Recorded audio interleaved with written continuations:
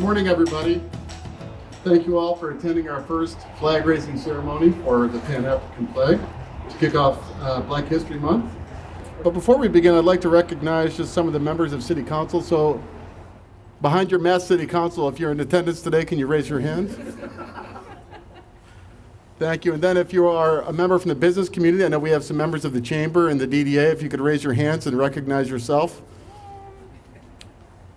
And then finally, I'd like all of staff to raise your hands if you could. And that's just, thank you. That's remarkable to me. And it's just a tremendous turnout. Your presence here today, it inspires me.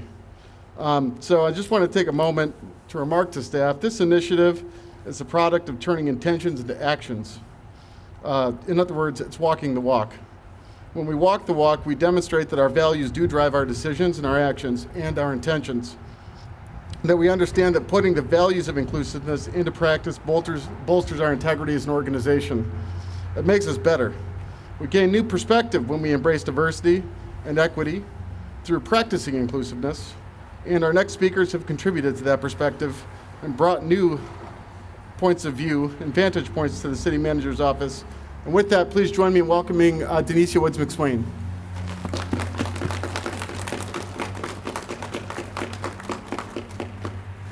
Good morning, everyone. As our city manager mentioned, my name is Danicia McSwain. I've had the honor of serving as management assistant for the city manager's office for almost 2 years now. And I really just want to say how grateful I am to be here on the first day of Black History Month as a Black woman, celebrating Blackness. It just means a lot to me. And the Pan-African flag was actually designed in 1920 for the liberation of Black people. And so just very thankful for the City Council and our mayor for allowing us to be here celebrating Black History Month with this flag. And with that, I will hand it off to our Mayor Pro Tem, Raylon.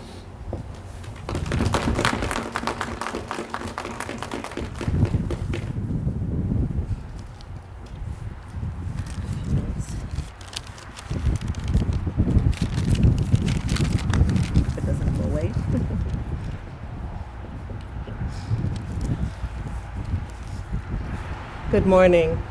I just first want to say thank you for all of you being here. I'm floored at the turnout for this event, and you're showing your support for something that is so important. So I want you to know I'm so grateful for that. Thank you all for being here for that.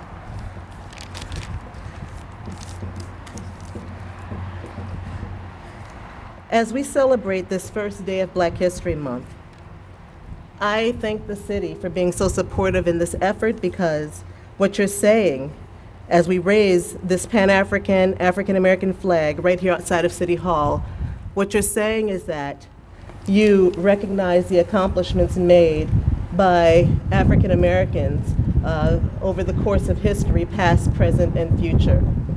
It is such a bold statement for you to be right here and for us to have this moment. And it is my goal to see that even when I'm long gone from City Council, that we're able to have this ceremony every year on February 1st, and it just be just a momentous occasion as it is today. I'm just so proud to see you all here. This flag, what this flag means to me is that in a city where I proudly serve, you're saying that Black and brown lives matter, that that Ferndale is an inclusive community, and we'd like to see it be that way, continue that way, and that we all stand together as one to work in this community to make it inclusive and safe and welcoming as possible. When I think about what that flag is going to look like raised up there as people drive through our city, it's my hope that they say that, wow, Ferndale has made such a bold statement, and we're welcome here, and that we're welcome here, and that we love being here, and that this is a city that we can drive through and feel good – and feel safe and proud. And I'm very emotional about it today. I would like to start off by saying there were a lot of people that were involved in this effort, and I want to thank you all. And I'm going to do it in an order because I think it's important, and you'll understand why as I do it. I had a conversation with a high school student one day. We were talking about the Black Lives Matter movement, and he asked me, what is the city doing in order to acknowledge this movement? And that conversation that I had with that student sparked me to have a conversation with our city manager, then in turn sparked a conversation with council and with our city attorney, then in turn sparked a conversation with our Ms. Woods McSwain, and because of all that, Ms. McSwain, I'm sorry that I'm stumbling my words.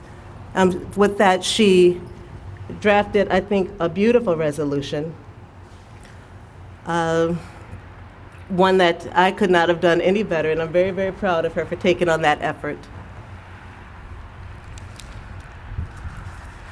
I wish that that student could be here today, but you know, with this online learning, school starts in about an hour. I knew it was going to be tough for him, but I really would have loved to share this day with you, and I hope that you get to see this. I want to thank council, our city manager, all the staff that's here, police. I thank you for being here. Our mayor, department heads. This means so much, and to be able to raise this flag I'm going to do it with pride, and it's going to be raised for the entire month of February, so please join me in celebrating Black History Month and a love for the accomplishments of Black and brown people across history. Thank you.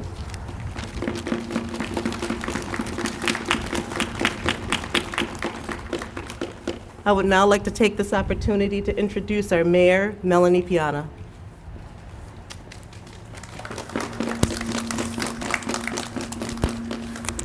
Good morning, everybody. And thank you for our staff, the community, our business owners, and thank you to the district court across the street. Thanks for coming out today. Really appreciate everybody coming out on February 1st, Black History Month. A lot has been said by Mayor Pro Tem Leaks May and Danicia about the reasons of today's acknowledgements. And I wanted to say that the city of Ferndale strengthened its commitment to addressing anti-racism and dismantling the structures of systemic racism. And that process and that journey, as we all take it individually on ourselves, as we explore our own confirmation biases, as we learn about the history and what it means to ourselves, to our communities, together we're taking that journey as a community, as a local government, to show that we are committed and that actions every day make a difference in dismantling structural racism. And that is the commitment for me, and I think council, of our declaration of anti-racism that we passed in June. And we are always listening to our residents, our high schoolers, our young kids. They ask questions and they bring them to us and we say, okay, what does this mean? How can we do this differently? And we come at it as a group, as a team, and then we come up with an answer that best serves the community. And today, this flag, this day of recognition, is just another spot of our journey as a community, working on being an ally for Black and brown people in a nation that has a really dark history of racism. And January was a signal and a mark that we have a lot more work to do.